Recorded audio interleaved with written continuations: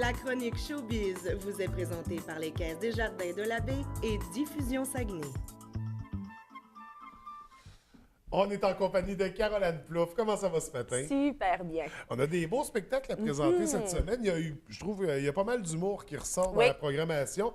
Mais on va débuter en musique avec le hockeyeur Jonathan Roy qui va être là vendredi soir. Oui, c'était d'ailleurs le fils, c'est d'ailleurs le fils à Patrick Roy et il a décidé vraiment de se consacrer à la musique il y a quelques années de ça.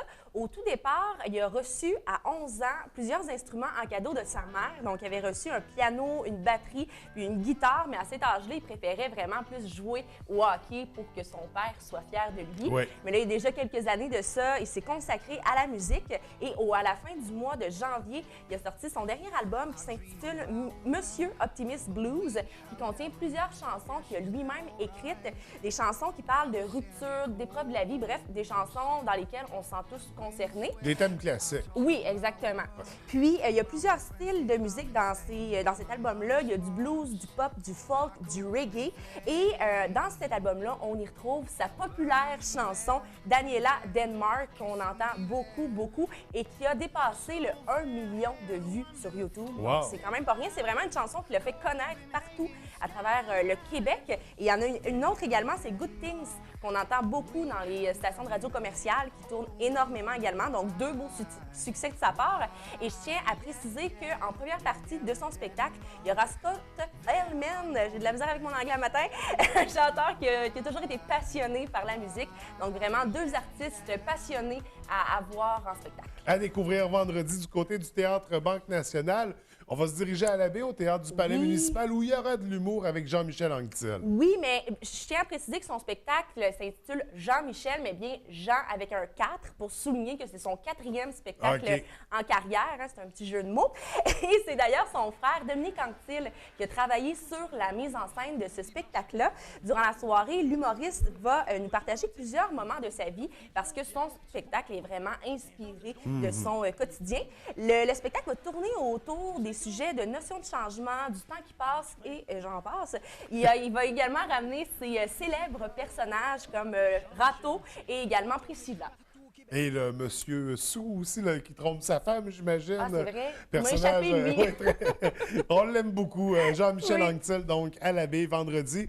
Encore vendredi soir, du côté de la salle Pierrette-Godreau, c'est Maxime Landry. Oui, qui sera en spectacle pour nous présenter son 5e album en carrière qui s'intitule Nos Histoires. Un album que lui-même écrit et composé et qui est aussi inspiré de plusieurs confidences que le chanteur a entendues autour de lui, aussi des confidences que le public lui a fait.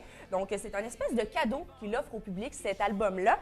Durant la soirée, il va être accompagné de 4 musiciens pour, bien sûr, nous chanter ses succès, mais également les chansons de son dernier album.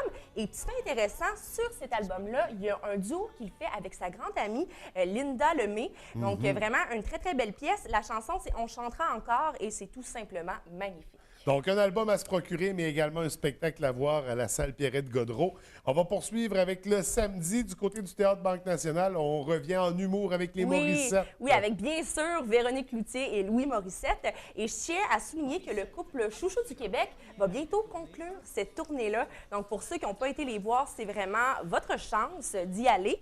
Et l'idée de ce show-là est partie de Louis Morissette. En fait, Louis Morissette voulait retourner à la base, à ses premiers amours, comme on dit, parce qu'on se rappelle qu'il faisait partie des mecs comiques. Donc, il avait le goût de retourner dans l'humour, mais à chaque fois qu'il parle de couple, ben, les gens font tout de suite le lien avec Véronique Cloutier. Donc, il s'est dit, pourquoi pas faire un spectacle avec ma femme, Véronique Cloutier. Donc, il a fait ce duo-là et ça a été vraiment une excellente idée parce que ça connaît un franc succès.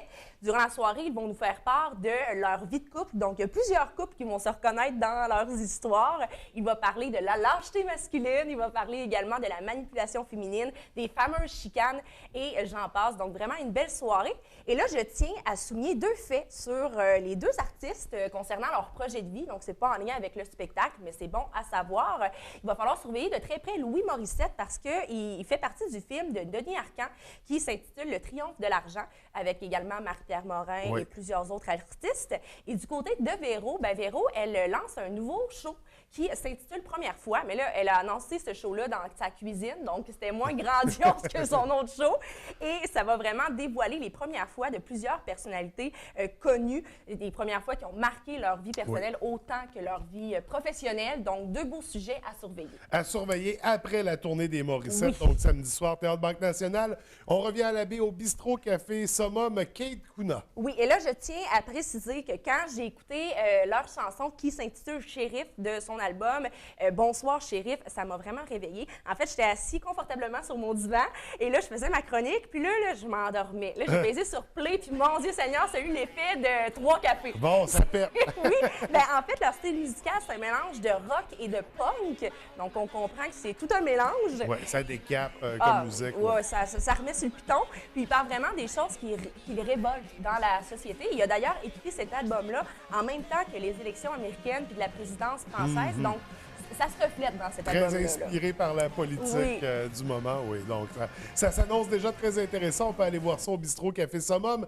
Et on va terminer la semaine dimanche avec Virtuose, le spectacle au Théâtre Banque Nationale. Oui, on sait que Virtuose était une émission de télévision animée par Grégory Charles où on voyait s'affronter des jeunes musiciens âgés entre 9 et 17 ans. Et bien là, le concept est transporté sur scène. On va voir ces jeunes-là nous offrir plusieurs pièces musicales avec Grégory Charles qui va les accompagner au piano.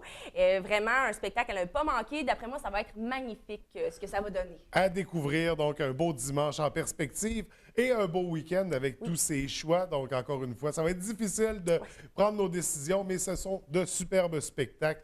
Caroline, écoute, on se retrouve, nous, jeudi prochain. Oui. Je te souhaite une belle semaine. Merci.